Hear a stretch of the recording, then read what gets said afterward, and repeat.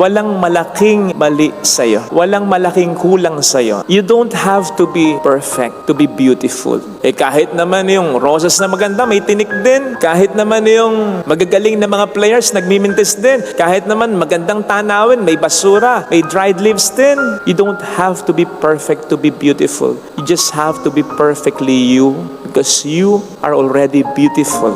Yung mga kakulangan, kapintasan mo, bahagi yan ng kagandahan mo sapagkat minarapat ng Diyos na maging bahagi ito ng pagkatao. Again, no one is perfect. May mga kakulangan tayo. At yung kakulangan na yan, talagang dinesign ng Panginoon yan para kompletohin ka ng taong magmamahal sa iyo. Kung paanong kukompletohin mo rin ang kakulangan sa taong mamahalin mo. Pero hindi ibig sabihin, necessary dapat asawa mo. Tama namang iba yung pagmamahal ng isang asawa. Pero, kaya mo nasabi ang iba ang pagmamahal ng isang asawa, iba rin ang pagmamahal ng isang ina, ng isang ama, ng isang kapatid, ng isang kaibigan. Basta ang mahalaga, may mahalin ka at sa'yo ay may magmahal talaga na sigurado namang meron. Naniwala ka.